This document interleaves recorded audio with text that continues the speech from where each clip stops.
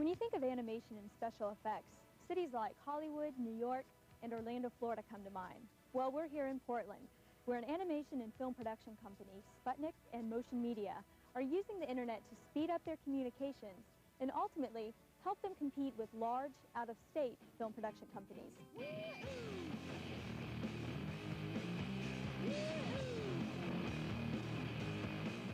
Motion Media is a company that has two sides. We have the corporate commercial side, where we do our bread and butter work. And then we have our program development side, where we produce animated shows, live action programming. And a lot of it is speculative in nature. We have a show on Nickelodeon that's running weekly. We did the first season for called Action League Now, which is running in a program called Kablam every Friday night. Recently we had a client ask us for a commercial to be shot in 1 week's time, and nobody else would have done the job, but given that I love a challenge, especially if it's kind of fun.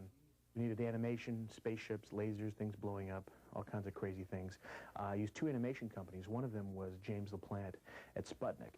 I got a call Friday night from Reggie, and he's telling me about this project he wants to do that involves computer animation for a toy spot, and he has to get it done in a week, which is like a really short period of time to do this kind of stuff in. And said, here's the situation. If you don't want to take the responsibility to get the job done, I mean, it's totally cool. I understand. He was willing. So I say, yeah, I'll give it a shot. Saturday, Reggie came by with the finalized storyboards, and he came by with an artist sketch of the alien ship that was supposed to be in the spot. So it was my first look I got at the ship. Prepare yourself and step into a new dimension of space battle action. The spot opens with a couple of kids preparing to do battle. We see spaceships attacking Earth. We see, kids firing, trying to stop the photons from hitting Earth. They are blasting stuff out of the sky. The first step in the project was to build the ship, was to model it in 3D.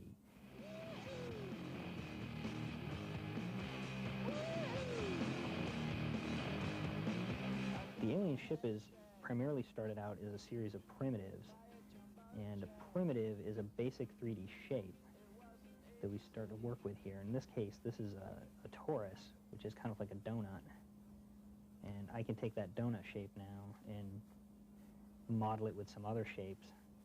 So we come around to the front side of the ship, and we see that we've got a bunch of spheres and half spheres and rough square shapes forming the alien ship here.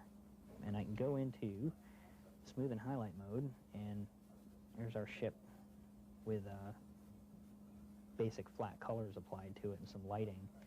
When I'm in this mode, it gives me a better chance to see how the lighting is affecting the model and what it looks like in a real solid view. So you see here I've got my model with my fake sunlight on it.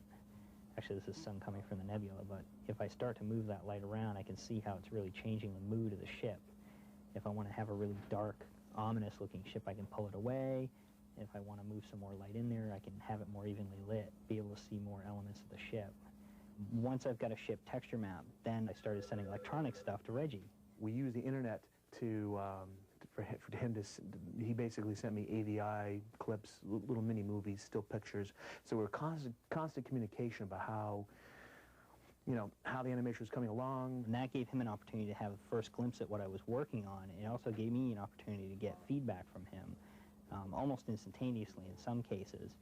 By the time I got done uploading it to Reggie, he was downloading it, and before I could get offline, he was sending me instant messages saying, great, I like the light colors, could it be a little bit more purple, or could you throw a little bit more orange in there?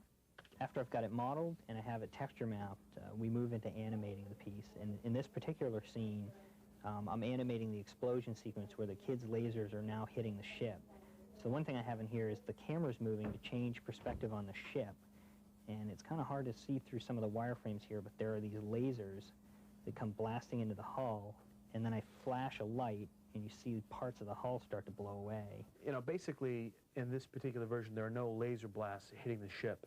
And the speed actually, originally I thought it was going to be too slow. As it turns out, I intercut a couple of shots. And I mean, it needs to take some time so it feels big. We see yellow lasers hitting the spaceship, and the firepower looks good, works for me. The only problem is that we needed to have a separation between what the look of the firepower from the children, which I ultimately wanted the lasers to be red, is different from the enemy firepower firing lasers, which I needed them to be yellow. I had to go into the texture itself and change the primary colors of the effect from yellow to red. I go back and pull those in. And after I tweak those, we have a red laser texture. And from that point, there's also a glowing effect applied to it, and the glowing effect was also changed from yellow to red to give it that laser look, that glowing laser fire look.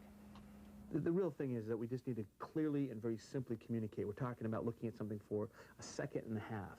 You know, most of the shots lasted about that long on the screen.